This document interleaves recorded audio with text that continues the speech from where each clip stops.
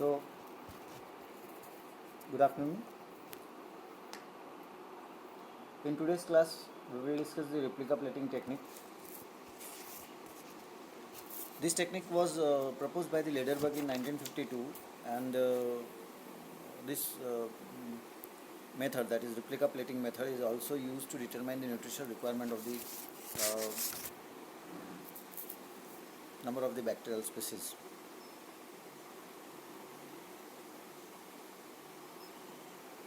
So initially, this replica plate technique was designed or developed to the for the selection of bacterial mutants, but later on it was used for the determination of nutritional requirements also. So in this technique, this technique is comprises of the two steps. In the first step, we have to prepare the master plate. Now, what is meant by the preparation of the master plate?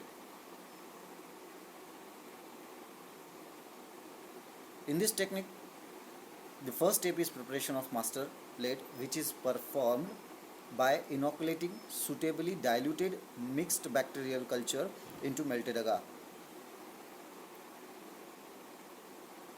The agar is then poured into sterile petri dish or petri plate. After solidification, plate is incubated. After incubation, plate shows colonies of different bacteria. Plate showing colonies of different bacteria is known as master plate. So, what we have to do to prepare the master plate? Just we have to inoculate the mixed bacterial culture into the melted agar, autoclaved melted agar, and after solidification, incubate the plate, and after incubation, no doubt, plate shows colonies of different bacteria, irrespective of their gram nature. Plate show colonies of different bacteria is known as master plate. Now, in the second step, what we have to do, a piece of sterile velvet is stretched and tied over a cylindrical block of wood. Okay, what you have to take? You have to take a cylindrical block of wood, and on that particular stretch of wooden block, you have to stretch sterile velvet cloth, or you can take metal, which is slightly smaller in diameter than that particular metal or wooden block you are using. That should have the smaller diameter than that of the petri plate we are using, so that that block can we can introduce inside the petri plate. The block is then fixed with the velvet surface facing upwards.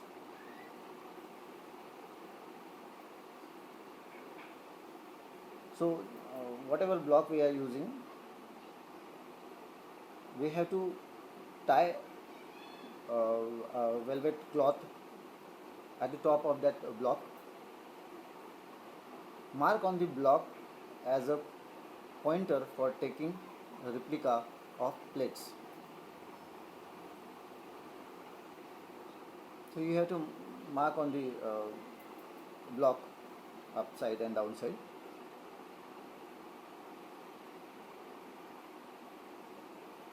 Similarly, put mark on the master plate for coinciding with the pointer on block for exact duplication of the replica.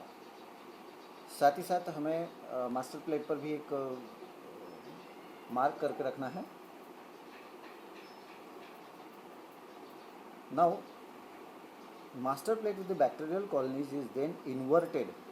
Master plate with the bacterial colony then inverted on the block, on the surface of the velvet cloth, coinciding with the pointer on block, and its surface is gently pressed against the velvet.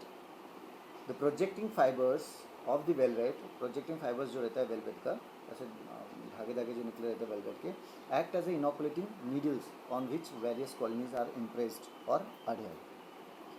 So this type of the two steps we have to follow. क्या किया हमने पहली step में, first step जो थी master plate preparation की, इसमें हमने तो एक बात ये समझी है कि रिप्लिका प्लेट टेक्निक जो है ये पहली बार लेडरबर्ग साइंटिस्ट ने 1952 में डेवलप की है. और ये initially selection of mutants, bacterial mutants या जो होते हैं originally applied for the isolation of mutants, but later on it was used for the determination of nutritional requirement also. तो बैक्टीरिया की न्यूट्रिशनल रिक्वायरमेंट पता करने के लिए भी इसका इस्तेमाल बाद में किया गया है. इसमें 2 स्टेप्स हमें करनी है. पहली स्टेप में हमने मास्टर प्लेट का प्रिपरेशन करना था, जिसमें हमने एक न्यूट्रिएंट अगार बना लिया. न्यूट्रिएंट अगार बनाने के बाद उसको हमने मेल्टेड अगार के साथ bacterial culture, mixed bacterial culture, बहुत सारे मतलब अननोन सोर्स से बैक्टीरियल कल्चर ले लिया और उसको मेल्टेड अगार के साथ मिक्स कर दिया. मिक्स करने के बाद उसको स्टेराइल पेट्री प्लेट में हमने पोर कर देना है. पोर करने के बाद उसको सॉल्डिफिकेशन के लिए रखना है. सॉल्डिफिकेशन के बाद उसको हमने इंक्यूबेट करना है. इंक्यूबेशन के बाद हम देखेंगे कि उस प्लेट पर बहुत सारी कॉलोनी आ जाती है. उसको हम नंबर ऑफ़ कॉलोनीज वहाँ पर आने के बाद उसको हम मास्टर प्लेट कहते हैं. अभी जो मास्टर प्लेट बन गई, इसके बाद दूसरी स्टेप हमें फॉलो करनी है. उसमें हमने एक मेटल का या फिर लोहे का वुडन ब्लॉक जो रहता है, सिलेंड्रिकल ब्लॉक, वो लेना है और उसके एक साइड पर हमें स्टेराइल वेलवेट क्लॉथ बांध देना है, राइट. और उसको इस तरह से रखना है मानो वेलवेट क्लॉथ अपवर्ड डायरेक्शन में है. और जो दूसरी पहली स्टेप में हमने जो मास्टर प्लेट बना रखी थी उसको एक मार्क दे देना है और वुडन ब्लॉक को भी एक मार्क दे के रखना है, ताकि जब ये जो प्लेट है इस पर अगर हमने ऐसा डायरेक्शन का मार्क दिया है तो वुडन ब्लॉक में ऐसे डायरेक्शन का मार्क देंगे. और जब भी हम इस वुडन ब्लॉक पर हम प्लेट रखेंगे, इम्प्रेस्ड करेंगे, ठीक है. सो यहाँ पर जो वुडन ये टाइट किया है हमने वेलवेट, उसके जो थ्रेड्स रहते हैं they act as a inoculating needle. और यहाँ जो प्लेट थी इसकी जो कॉलोनी जहाँ है वैसी की वैसी यहाँ पर हमने इम्प्रेस कर दी, अडहेयर हो गई, वो फाइबर से वेलवेट फाइबर से चिपक गई. इसके बाद जो स्टेप करनी है, ठीक है. अब आपको पता है ये मास्टर प्लेट थी, इसमें कहाँ पर कौन सी कॉलोनी थी, ये आपने अभी इस पर इम्प्रेस करके बाजू में रख देनी है. Next, to know the different bacteria from master plate utilizing particular carbon compound as a requirement of carbon for growth, master plate is removed and a fresh plate of agar containing minimal medium with particular carbon compounds with a mark similar to master plate is placed against the velvet coinciding with pointer on block in order to receive the inoculation from each colony which is exactly replica of master plate. So अब हमने क्या करना है, जो block पर velvet बना हुआ था उस पर हमने मास्टर प्लेट को यू इम्प्रेस्ड कर दिया था. तो इस मास्टर प्लेट पर जहाँ जहाँ कॉलोनी की पोजीशन थी वहाँ वो वेलवेट थ्रेड पर वो इनोकुलेट हो चुकी है. नाउ हमें ये पेट्री प्लेट जो मास्टर पेट्री प्लेट थी, मास्टर पेट्री प्लेट को रख देना है और एक दूसरी पेट्री प्लेट लेना है जो कि मिनिमल मीडिया की बनी हुई है, जिसमें हमने कार्बन सोर्स पता करवाने मतलब कार्बन का कौन सा सोर्स बैक्टीरिया कौन सा कार्बन सोर्स यूज़ करता है, ये हमें पता करना था. सो अब ये जो प्लेट है ये हमें एग्जैक्टली वही मार्क करके वही डायरेक्शन में हमें उस वुडन ब्लॉक जिस पर वेलवेट बना हुआ था, जिस पर वेलवेट पर बैक्टीरियल कॉलोनी मास्टर प्लेट से अटैच हुई थी, उस पर एग्जैक्टली इसको प्रेस करके निकालना है. After incubation, the plate will show colonies of bacteria from master plate which are utilizing particular carbon compounds. अब जो मास्टर प्लेट की कॉलोनी वेलवेट पेपर पर आई थी, वेलवेट क्लॉथ पर इनोकुलेट हुई थी, वही हमने कार्बन मिनिमल मीडिया पर उस पर एग्जैक्टली रखने के बाद हमने उसको निकाल के इंक्यूबेट कर दिया. इंक्यूबेट करने के बाद जहाँ जहाँ जो कॉलोनी मास्टर प्लेट की थी वहाँ कॉलोनी हम एक्सपेक्ट करेंगे, बट क्योंकि ये कार्बन मिनिमल मीडिया वाला प्लेट है तो इसमें वही कॉलोनी ग्रो करेगी जो यहाँ प्लेट में दिया हुआ कार्बन सोर्स यूटिलाइज करती हो, लेकिन उसकी लोकेशन एग्जैक्टली मास्टर प्लेट के लोकेशन के अनुसार रहेगी. The process is repeated to know different bacteria from master plate utilizing different carbon compounds as requirement of carbon source for growth using different plate each time containing different carbon compounds. So यही plates, यही जो technique है हम बार बार repeat कर सकते हैं different plates के लिए, having different minimal media in response to the carbon sources. The colonies developed on replica plate are compared with their position on master plate, and colonies which are missing on replica plate are those which are unable to use particular carbon source. अब हमें क्या करना है? Have a look on this diagram. You will know everything. You will get everything. So this is the wooden block we are using. Right इस wooden block पर देखिए हमने क्या किया, वेलवेट क्लॉथ बांध दिया है, velvet cloth sterilised plastic loop से उसको टाइट कर दिया है और वुडन ब्लॉक, ठीक है. And this is master plate जिस पर हमने मार्क किया हुआ है. अब ये मास्टर प्लेट हमने इस वुडन ब्लॉक पर इम्प्रेस्ड की थी.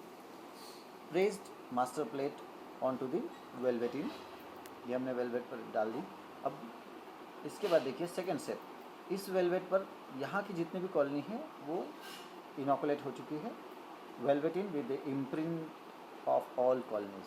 Now what we have to do, अभी हमें कार्बन सोर्स का एक मिनिमल मीडिया वाला प्लेट लेना है, इस पर फिर से हमें इम्प्रेस्ड करना है. इम्प्रेस्ड करने के बाद जैसे जैसे हम कार्बन मिनिमल मीडिया या कंप्लीट मीडियम वाली प्लेट इस पर हम स्टिक करेंगे तो वैसे वैसे कॉलोनी हमें डेवलप होते हुए दिखेगी. मिनिमल मीडिया वाली कॉलोनी देखिए तो यहाँ पर हमने देख पा रहे कि यहाँ पर कुछ मिनिमम कॉलोनी, जो कुछ मिनिमल मीडिया पर कुछ ही कॉलोनी है जो ग्रो हो रही है और कुछ कॉलोनी ग्रो नहीं हो पा रही है. कंप्लीट मीडिया है तो इस पर ऑब्वियस नो डाउट इस पर सभी कॉलोनीज डेवलप होगी क्योंकि ये कंप्लीट मीडिया है. लेकिन मिनिमल मीडिया पर वही कॉलोनी ग्रो हो पाएगी जो उस मिनिमल मीडिया में दिए गए कार्बन सोर्स को यूटिलाइज करती होगी तो ही.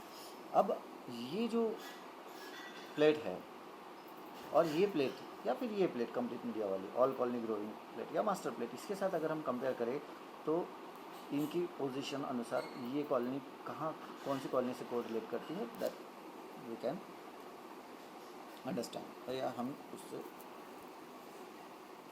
ये बात क्लियर होती है कि कौन सी कॉलोनी मिनिमल मीडिया का कौन सा कार्बन यूज़ करेगी. The same process is repeated to determine the different nutritional requirement such as nitrogen source, phosphorus source, etc. of bacteria grown on the master plate. So same procedure we have to follow. जो अपनी कुछ जैसे अभी हमने एक master plate तो बना ली है, तो master plate as it is बनानी है. सेकेंड स्टेप में हमने जो प्रोसेस की है कि एक वुडन ब्लॉक लिया, उसके ऊपर वेलवेटिन क्लॉथ बांध दिया स्टरलाइज करके. सो मास्टर प्लेट को उस पर इम्प्रेस करेंगे, इम्प्रिग्नेट करेंगे, वो इम्प्रिंट वहाँ पर डेवलप हो जाएगी. अब इम्प्रिंट डेवलप होने के बाद अभी हमें मिनिमल मीडिया जो हमने कार्बन के respectively for carbon in respective the carbon बनाया था, वैसे ही अभी मिनिमल मीडिया हमें नाइट्रोजन सोर्स का अगर पता करना है तो नाइट्रोजन सोर्स का ले लो, या फिर फास्फोरस सोर्स का करना है तो फास्फोरस सोर्स का कर लो. और वो जो इम्प्रिंट आया हुआ है उस पर वो मिनिमल मीडिया विथ नाइट्रोजन या मिनिमल मीडिया विथ फास्फोरस आपको फिर से इम्प्रिंट करना है. और इम्प्रिंट करने के बाद उस पर जो कॉलोनी आएगी जो नाइट्रोजन को इस्तेमाल कर पाएगी वही नाइट्रोजन यूटिलाइजिंग बैक्टीरिया वहाँ पर कॉलोनी ग्रो करेगी, और जो फास्फोरस कर पाएगी फास्फोरस करेगी. Each nutritional source is added to the plate to take replica of master plate. So now इसको replica क्यों कहा गया है, क्योंकि एग्जैक्ट कॉलोनीज हमें रिप्लिकेटेड फॉर्म में मिलती है. जिस मास्टर प्लेट में जिस कॉलोनी का जहाँ पर लोकेशन था, इस प्लेट में भी उसी लोकेशन पर वो कॉलोनी ग्रो करती हुई हमें मिलेगी. लेकिन रिप्लिका प्लेट में, मास्टर प्लेट में सभी कॉलोनी ग्रो हुई थी क्योंकि यहाँ पर कंप्लीट मीडिया दिया गया था, यहाँ पर भी कंप्लीट मीडिया दिया गया था, लेकिन इस जो प्लेट में है मिनिमल मीडिया में, वही कॉलोनी ग्रो होगी जो इस मिनिमल मीडिया में दिया हुआ either carbon source, either nitrogen source या फॉस्फोरस सोर्स, जिस चीज़ के लिए हम कर रहे हैं वो चीज़ का एग्जैक्ट सोर्स होगा उसी, और वो सोर्स को वो यूटिलाइज करने वाली होगी, तो वहाँ वहीं तभी वो कॉलोनी वहाँ ग्रो कर पाएगी. सो there is one advantage of this replica plating technique is that nutritional requirement of all of several types of bacteria can be studied in a single experiment. इसमें हम एक से ज़्यादा बैक्टीरिया की जो ये है न्यूट्रिशनल रिक्वायरमेंट एक ही प्लेट में हम स्टडी कर सकते हैं.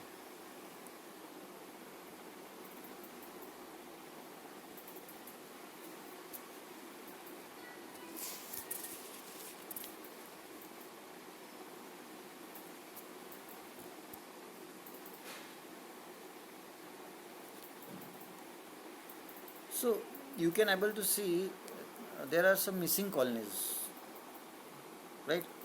So what does it mean? The missing colonies are non-utilizers and grow colonies are utilizer of the particular nutrients. जो मिनिमल मीडिया में हमने न्यूट्रिएंट दिया हुआ है वो न्यूट्रिएंट मीडिया जो भी colony from replica plate utilize कर पाई है वही ग्रो करेगी, और जो नहीं कर पाई है वो वहाँ ग्रो नहीं कर पाई है. This is all about the replica plating technique to determine the nutritional requirement of bacteria.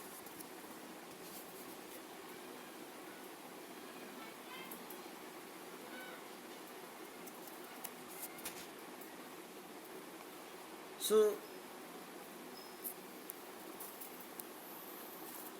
there are two we have discussed two methods to determine the nutritional requirement of the bacteria. In the last class we have discussed about the oxygenographic technique which was developed by the scientist Benjuring, and which was used to find out the different sources of carbon, nitrogen and phosphorus required for the growth of bacteria.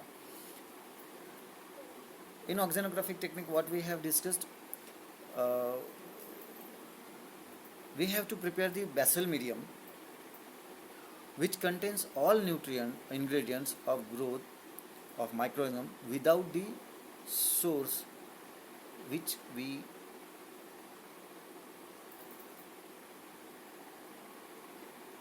want to study. Like if we want to analyze various source of carbon utilized by the particular bacteria are to be known. हमें पता करना है कि एक आधा bacteria है वो कौन सा कार्बन कौन सा various source of carbon utilize करता है. तो in that case we have to prepare a minimal media, basal media, जिसमें सब कुछ हो सिवाय कार्बन सोर्स के. सब कुछ मतलब उसमें क्या हो, इनऑर्गेनिक नाइट्रोजन सोर्स हो, मिनरल सॉल्ट्स हो, राइट. ये सब कुछ चीज़ें उसमें डालनी है सिवाय कार्बन सोर्स के. और उसके बाद उस कल्चर मीडिया के साथ कुछ बैक्टीरियल कल्चर इनोकुलेट करके incubate 50 degree Celsius melted medium के साथ उसको हमने इनोकुलेट करके इंक्यूबेशन के लिए रख छोड़ना है. अब आफ्टर सॉलिडिफिकेशन वहाँ पर ग्रोथ नहीं आएगी क्योंकि हम जानते हैं उसमें कार्बन सोर्स हमने डाला ही नहीं है. Now to know which carbon source could be utilized by that particular bacteria, what we have to do, we have to take a small paper disc soaked in various solution of the various carbon source and put on that particular surface of basal medium, basal medium plate. So after incubation we will able to see there may be heavy growth around some of the various carbon source impregnated disc. So इससे हमें ये पता चल जाता है कि जो disc का कार्बन सोर्स बैक्टीरिया ने यूटिलाइज किया है उसी डिस्क के सराउंडिंग बहुत सारी कॉलोनीज डेवलप होती है। जो कार्बन सोर्स वो नहीं यूज़ कर पाती उसके सराउंडिंग कुछ भी नहीं होगा। सो ये ऑक्सीजनोग्राफिक टेक्निक हम जैसे कार्बन सोर्स पता करने के लिए बैक्टीरिया के कार्बन सोर्स पता करने के लिए यूज़ कर सकते हैं, वैसे नाइट्रोजन रिक्वायरमेंट के लिए भी हम यूज़ कर सकते हैं। इसमें हमें एक बेसल मीडियम बनाना है जिसमें सब कार्बन सोर्स हो, सॉल्ट मिनरल सॉल्ट सोर्स हो, सिवाय उसमें हम नाइट्रोजन के बाकी सब डालेंगे, नाइट्रोजन उसमें नहीं डालेंगे। उसको भी हम बैक्टीरियल कल्चर के साथ इनोकुलेट करके इंक्यूबेशन के लिए रख देंगे। तो नाइट्रोजन सोर्स ना होने की वजह से वहाँ पर बैक्टीरिया ग्रो नहीं कर पाएगा। लेकिन हमने अगर कोई छोटी छोटी डिस्क लेकिन वेरियस नाइट्रोजन सोर्स से उसको सोक कर दिया और वहाँ पर रख दिया, तो जो नाइट्रोजन सोर्स उस बैक्टीरिया का वहाँ पर उनको मिलता है, उसी डिस्क के सराउंडिंग वो बहुत सारी कॉलोनीज ग्रो मतलब वहाँ पर ग्रो करते हुए हमें दिखाई देंगी। सो उससे हमें नाइट्रोजन सोर्स कौन सा यूटिलाइज़ किया जा रहा है इसके बारे में पता चलेगा। सेम केस हम फास्फोरस रिक्वायरमेंट के लिए भी कर सकते हैं। आपको एक फास्फोरस मिनिमल मीडिया बनाना है जिसमें फास्फोरस छोड़ के बाकी सब नाइट्रोजन सोर्स, कार्बन सोर्स और मिनरल सॉल्ट्स होने चाहिए। उसका भी आप 50 डिग्री सेल्सियस मेल्टेड अगार के साथ बैक्टीरिया कल्चर को इनोकुलेट करके एक प्लेट बना दीजिए बेसल मीडियम की। वहाँ पर फास्फोरस ना होने की वजह से बैक्टीरिया ग्रो नहीं कर पाएंगे। लेकिन जैसे ही हम वेरियस फास्फोरस सोर्स में डुबो के वो डिस्क वहाँ रख देंगे तो रिक्वायर्ड फास्फोरस के पास जाके वो बैक्टीरिया क्राउडेड ग्रोथ दिखाएगा। सो इन दिस वे ऑक्सीजनोग्राफिक टेक्निक हम कार्बन सोर्स डिटर्मिनेशन के लिए, नाइट्रोजन सोर्स डिटर्मिनेशन के लिए और फास्फोरस सोर्स डिटर्मिनेशन के लिए इस्तेमाल कर सकते हैं। हाँ, but sometimes liquid culture media alternatively can be used as a oxonographic technique. With agar medium, sometimes erroneous results due to the diffusion of nutrients to a large area of the petri dish occurs. So, what we have to do in liquid culture oxonographic technique, liquid basal medium is taken into the test tube, and to each of the tube particular test compound, sources of carbon, sources of nitrogen, sources of phosphorus is added, and all tubes are inoculated with bacteria. सभी को bacteria के साथ inoculate करके रख देना है। After incubation growth is observed as a turbidity in liquid medium only if bacteria utilize that particular test compounds, otherwise not. सो क्या किया हमने लिक्विड कल्चर टेक्निक ऑक्सीजनोग्राफिक टेक्निक में, लिक्विड बेसल मीडियम बना लिया। बेसल मीडियम यहाँ पर भी बनाना है। जैसे मुझे अगर किसी बैक्टीरिया का कार्बन मतलब वेरियस कार्बन सोर्स में से कौन सा कार्बन सोर्स वो यूटिलाइज करता है ये पता करना है। सो मैं टेस्ट ट्यूब जो वेरियस टेस्ट ट्यूब है उसमें बेसल मीडिया बनाऊंगा और हर एक बेसल मीडिया में अलग अलग कार्बन सोर्स डाल के बैक्टीरिया को इनोकुलेट करूँगा। अब जिस ट्यूब में ऐसा कार्बन सोर्स है जो बैक्टीरिया मोस्टली यूटिलाइज करता है, तो उसी प्लेट में सबसे ज़्यादा ग्रोथ आपको उस बैक्टीरिया की देखने मिलेगी। Same is the case for the nitrogen requirement, phosphorus requirement also. Next आज हमने डिस्कस किया है रिप्लिका प्लेट टेक्निक। रिप्लिका का मतलब होता है एग्जैक्ट प्लेट कॉपी करके दूसरी प्लेट तैयार करना, रिप्लिका प्लेटिंग।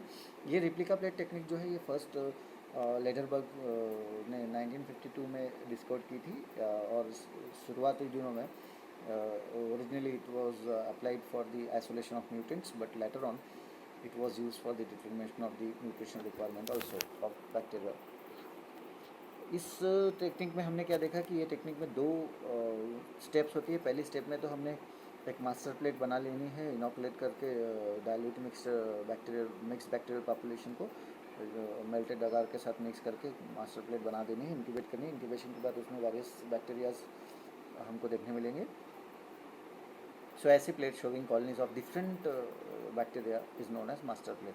सेकेंड स्टेप जो है इसमें एक स्टराइल वेलवेट जो होता है, स्टराइल किया हुआ वेलवेट इन क्लॉथ, वो एक वुडन ब्लॉक हम लेंगे और उस वुडन ब्लॉक पर ऊपर अपवर्ड फेसिंग डायरेक्शन में उसको टाइट कर देंगे, बांध देंगे और उस पर एक मार्क रखेंगे कि वो इसी डायरेक्शन में है या फिर ऐसे नीचे डायरेक्टेड एरो हम उस पर कर देंगे।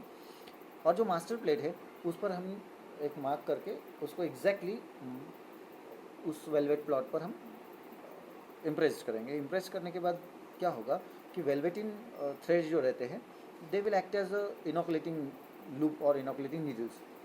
सो जो मास्टर प्लेट में कॉलोनी बैक्टीरिया है, कल्चर बैक्टीरिया कल्चर आया हुआ है, उस वो पूरा स्टिक अप हो जाएगा वेलवेटिन क्लॉथ के साथ, एंड वेलवेटिन जो है उस पर इम्प्रिंट सभी कॉलोनी के इम्प्रिंट आ जाते हैं। अब नेक्स्ट पार्ट, हमें डिफरेंट बैक्टीरिया का पर्टिकुलर कार्बन कंपाउंड, कौन सा कार्बन कंपाउंड वो बैक्टीरिया यूटिलाइज करता है, to know different bacteria from master plate. Master plate से कौन से बैक्टीरिया यूटिलाइज करते हैं particular carbon compound as a requirement of the carbon for growth. Master plate is remove, master plate वहाँ से निकाल देंगे और एक फ्रेश मिनिमल मीडिया वाली fresh plate of agar containing minimal medium with particular carbon compound with a mark similar to master plate is impressed, is pressed against the velvet, coinciding with pointer on block in order to receive the inoculation from each colony which is exact replica of the master plate. So हमने क्या किया next step में, जो master plate हमने इस पर imprint करवाई थी क्या पर, वेलवेट क्लॉथ पर, बस एग्जैक्टली अब मिनिमल मीडिया वाली प्लेट को भी हम उसी डायरेक्शन में सेम वहाँ इनोकुलेटिंग मतलब वेलवेटिन क्लॉथ जहाँ पर इम्प्रिंट तैयार हो गए हैं कॉलोनीज के, वहाँ हमने उसको हल्का सा प्रेस करके निकाल लेना है, and incubate करना है. After incubation, the plate will show colonies of bacteria from master plate which are utilized particular carbon compound. So the process is repeated to know different bacteria from master plate utilizing different carbon compounds as a requirement of carbon source for growth using different plates each time containing different carbon compounds.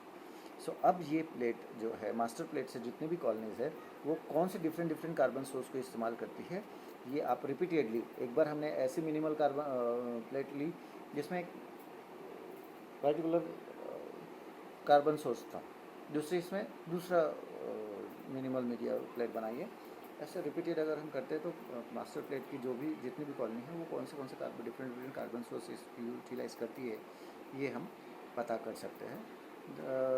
The same process is repeated to determine the different nutritional requirement of nitrogen source, phosphorus source also. And lastly, replica plating technique have the advantage that nutritional requirement of several types of bacteria can be studied in a single experiment. Right?